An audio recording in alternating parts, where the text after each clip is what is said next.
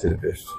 Sir, একটা প্রশ্ন ছিল, সেটা হচ্ছে গিয়ে এখন তো নির্বাচনী হাওয়া বইছে সারা দেশে, আপনারা কতটুকু প্রস্তুত এবং নির্বাচন কমিশন কি ফেব্রুয়ারির মধ্যে নির্বাচন করার জন্য আপনারা জনগণ চাপ সৃষ্টি করবেন? একবার একটা ব্যক্তিগত প্রোগ্রামে এসেছিলাম, তারপরে রাজনৈতিক কর্মসূচিতে প্রথম আসা, সেই কারণে এটা আমাদের কাছে অত্যন্ত গুরুত্বপূর্ণ।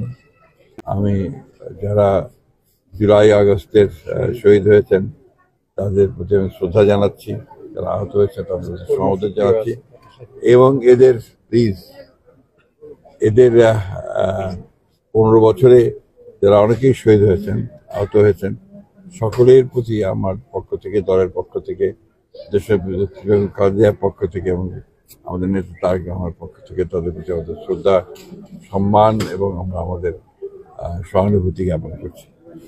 আমরা আশা করি যে বাংলাদেশের মানুষ যে জন্য লড়াই করেছে তাদের গণতান্ত্রিক অধিকার ফিরে পাওয়ার জন্য, ইতিমধ্যে লন্ডনে ভারপ্রাপ্ত চেয়ারম্যান যেন তারেক রহমানের সঙ্গে প্রধান উপদেষ্টা প্রফেসর ইউনূসের যে বৈঠক হয়েছে, সেই বৈঠকে ফেব্রুয়ারিতে নির্বাচনের একটা মোটামুটি আলোচনা হয়েছে।